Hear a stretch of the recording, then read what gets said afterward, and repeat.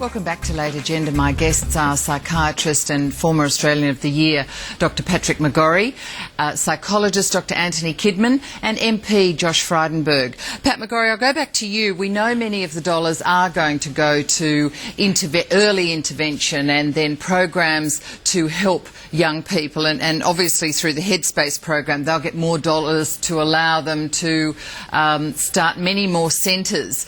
Now, we're talking about another need with those people who are already seriously mentally ill, but for you, is that a very important part of it, that early intervention and that sort of one-stop shop for youth? Well, this is a transformational reform which actually was commenced under the former coalition government and has, I would say, tripartisan support, but certainly very strong support from both the coalition and the government. And we will now see 90 of these centres eventually over the next 4 to 5 years taking shape. We currently have 30 to 40. So this is a groundbreaking reform. The second and a really overdue investment is extending the EPIC model, the early psychosis model of care, which many other countries have rolled out. It's an Australian model, and it really will function as the backup system to Headspace, and it does actually deal with the more severe forms of emerging mental illness in young people, which includes schizophrenia that Tony has referred to. So Headspace can't function without this backup system, and we haven't had this stream of care in this 12 to 25 age range, which really the young people bear the main brunt of the full force of onset of mental disorders. And obviously that extends on into later life, which is what Tony was referring to before with people with more persistent illnesses. But we've really got to stem the tide, and because as few as 13% of young men with mental health problems were getting care under the traditional system. So it is a major step forward. I'd like to see it scaled up very quickly because these programs are shovel-ready.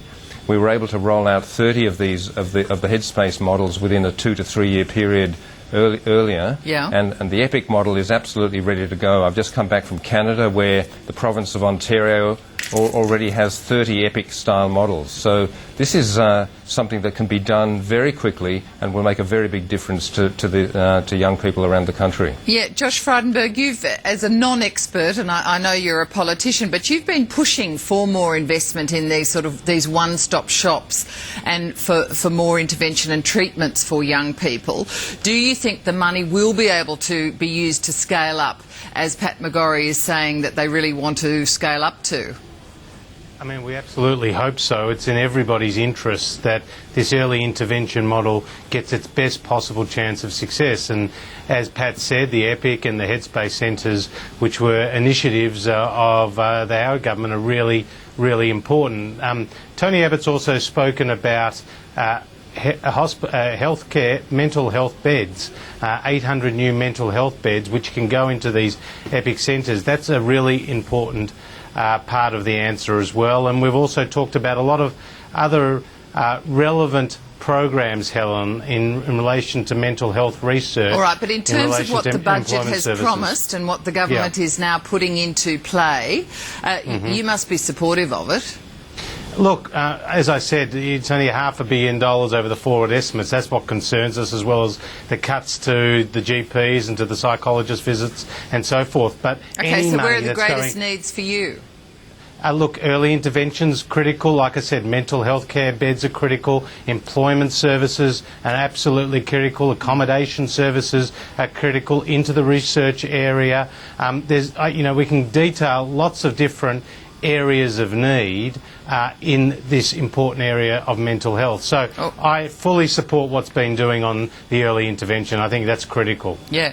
Tony Kidman, obviously back to what Pat McGorry was saying and what Josh just mentioned about that early intervention. You work with young people. You have many programs across from really sort of stress and anxiety, perhaps caused by bullying, right through to the more serious end of psychosis and psychotic episodes. That's correct. Do you think that's one of the areas that really will be focused on with this money? And it's clearly an area of great need as far as you're concerned. Well, yes, and I know Chris Tanti and the great work, the Headspace centres and so on, they wanted us to become one, but we're a research unit. We're a treatment and research unit, and as I think, Pat, that's important to have people who have experience with dealing with young people all across the board, depression, anxiety, psychosis, but then getting the results of the research translated. We use the term translation out there to the coalface. And one of the things we're doing, and I'd like to hear what Pat says about this, and I'm sure they're doing it in Melbourne as well, is to get this information out to people.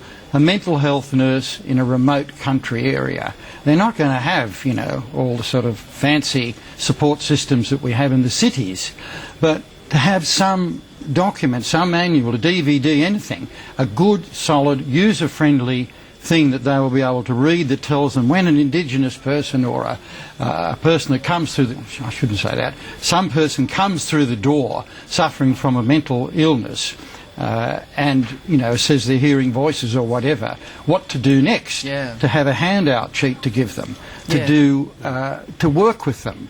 And that sometimes all that's there is a mental health nurse or a case manager. They're the people that I hope this will come down to. Pat, what do you say about that?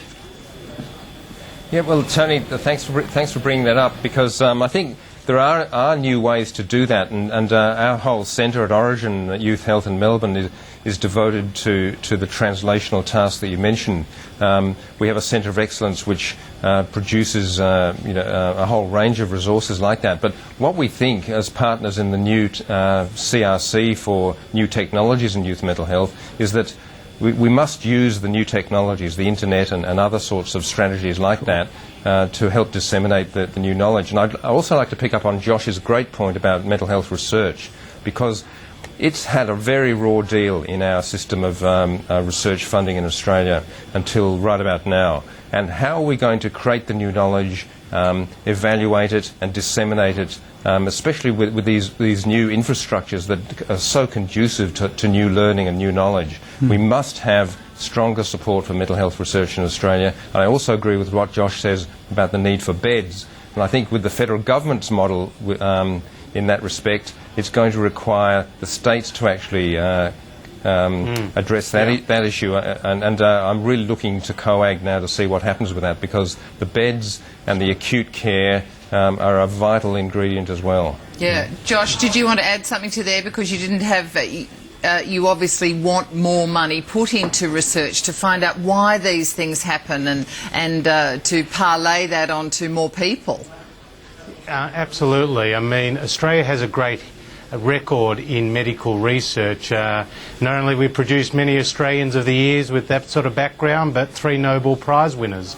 And the dividends to the society, both in the health and the economic side, are proven. For every $1 you put into medical research, you get at least 5 back. And I think this is absolutely critical in the area of mental health, and we were proposing $40 million for a new mental health research centre which could collaborate, Helen, with universities, like what Tony's doing, like what Pat's doing, to try to bring some of that expertise to the fore, fund it better, coordinate it, and then provide that advice to the Minister so it's reflected in policy. Yeah, Dr. Kidman, I mean, you've been a researcher in this field for, 30 years, and a clinical psychologist as well. I mean, you must see the enormous benefits. I mean, the need for money for research, but the benefits too in being that bridge between research and the community. Oh, most certainly, and I worked in the States at the National Institute of Mental Health for many years, and to see the great outcomes that have resulted over there when they've had huge investments in medical research, and I support that totally. It's just, and it was pleasing to see in the budget that a certain amount of money has been quarantined within the National Health and Medical Research Council for mental health research. So that's certainly a great step forward. But as Pat says, it's been neglected for years. So, and I know, chasing support, writing grant applications. Spend half your life probably doing that. Chasing private money from, banks and God knows what. When that's okay, I can do that. But I have young colleagues who are enthusiastic, and we have space. We have a lovely, beautiful space the university has given us right near the North Shore Hospital. We collaborate with the Cummings unit. They have only about 24 beds, that's the other thing. They're desperate for more beds. So hopefully, listening to Josh and so on, that something will happen in that down the track. But it will be several years. My reading, and Pat and Josh may correct me, my reading of the funds is that they're coming on stream slowly. Yes. It'll be over, it'll Pat, be more like 2 or 3 or 4 years Pat, before we see something significant. Sorry, is that right, Pat, is that a worry for you that in fact it's being pushed out, the main bulk of the spending, for a couple of years down the track? Well, that's why I was trying to say earlier that the shovel-ready programs must be brought forward and implemented as soon as possible. There are areas like the coordination of care for people with more persistent and enduring mental illness where I'd really like to see exactly what that money is being spent on before anything's rolled out, because you'd really want to be clear, because a lot of money is spent already in that area, but we need to put the new money into things that are really needed and not just put into things that might sound good on paper. So, in other words, evidence-based care is the real guide to what we should be spending money on. And I think it's fair to say that the government has put 26 million into research, and it is going to be channeled via the NHMRC. But we must make sure that it's spent on the priority areas and not some kind of free-for-all in that sense, because it's not that much money, actually. It sounds like a lot, but it's not very much in research terms. I just had a meeting with Dr. Tom Insel, who's the current director of the National Institute of Mental Health in Washington, where Tony worked. And he's very enthusiastic about the quality of Australian mental health research, and he thinks we've got better opportunities here in Australia to answer many of the questions that they're looking at in the US, but we must finance it, we must fund it, and we must build the infrastructure for research as well. Yeah. Pat McGorry, another issue I wanted to get your thoughts on, the panel, is, this need for employment, and Josh mentioned it, but, how do you get sort of employers to get over the stigma, get over sometimes people needing actual treatment while they're at work, and getting people into employment, or if they're in employment and they have a mental illness episode, allowing them to keep their jobs? Well, that's one of the most encouraging developments in mental health care in the last few years, the fact that we now have successful models for doing exactly that. And it's surprising how employers will actually come to the party when they're provided with the right support and there's an open communication about these issues. We've managed to improve our vocational recovery rates for our young people with first episode psychosis from 50% to 85%. So that means 85% of young people, even with a serious illness like psychotic disorder, can return to school or work and continue with their lives in a productive way. This is why youth mental health is so important, because mental illness affects young people on the threshold of productive life. And if they become disabled, they're a burden to the whole society, as well as being a human problem as well. So this is very important to invest in these new models of recovery. I guess what you're also saying, they're on the threshold of productive life. They may also be on the threshold of that development that Tony was talking about to a much more serious mental illness if it's not intervened at that point when they're young. That's absolutely right, and of course there's the premature death and from suicide and other causes as well, which is the biggest killer of Australians up to the age of 40. So that's something we don't talk about enough. It's something that the average Australian, I found last year, is virtually unaware of. That 40%.